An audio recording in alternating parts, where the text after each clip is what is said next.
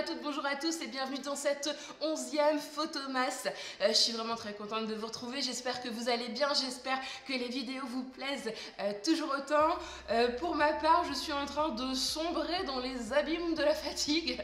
Autrement dit, j'étais déjà fatiguée hier, mais cette nuit j'ai dormi 2 heures. À 6 h du matin, je dormais pas encore et je me suis réveillée à 8 h 30, donc autant vous dire que ça pique. Va falloir que je trouve le moyen de me reposer un petit peu aujourd'hui pour tenir le rythme.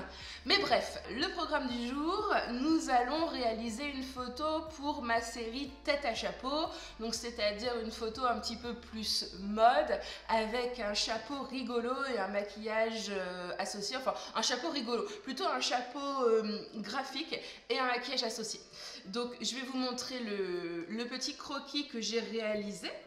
Donc voilà, un espèce de chapeau en damier avec le maquillage qui descend sur le visage. J'avais prévu de mettre des boucles d'oreilles, mais en fait je ne vais pas en mettre. Dans cette série, je ne vais pas en mettre. C'est une série très minimaliste, donc je vais vraiment rester uniquement sur le chapeau et maquillage. Comme d'habitude, j'ai donc créé un accessoire. Voilà, donc un petit carton mousse découpé, peint et collé sur un serre-tête. Voilà ce que ça donne. Et donc, alors oui, effectivement, j'ai déjà fait mes cheveux et mon teint. Et donc, je vais en fait réaliser un maquillage dans la continuité. Donc des damiers là sur mon visage à peu près jusqu'à là, je pense. Et ce qui va être le plus dur, c'est de conserver les lignes droites, sachant qu'un visage n'est pas droit mais bombé. Ça va être assez compliqué. Il va vraiment falloir que je me concentre, peut-être que je recommence. Eh bien écoutez, je vais aller faire mon teint, mettre un fond de teint sur tout mon visage pour la partie basse qui ne sera pas maquillée. Et on se retrouve en fait pour commencer le maquillage.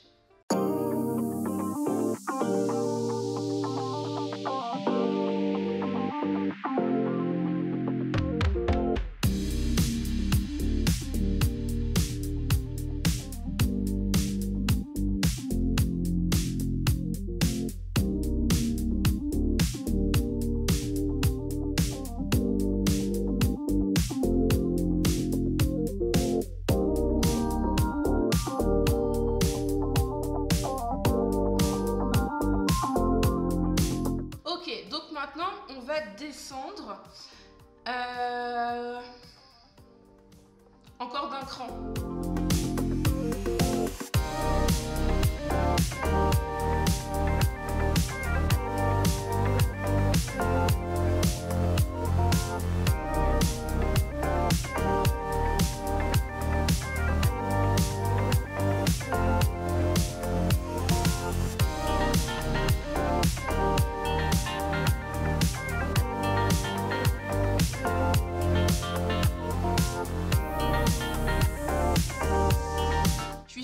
Ce matin, je suis très concentrée en fait. Il y a un mélange de fatigue, de concentration. J'ai l'impression que je suis pas très bavarde par rapport à d'habitude.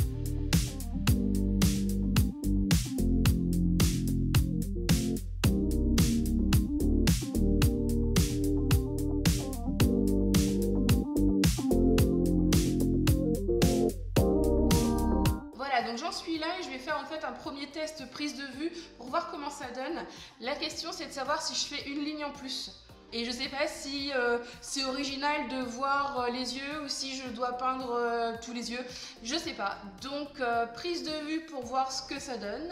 Et puis ensuite peut-être remaquillage ou pas. Voilà, à suivre.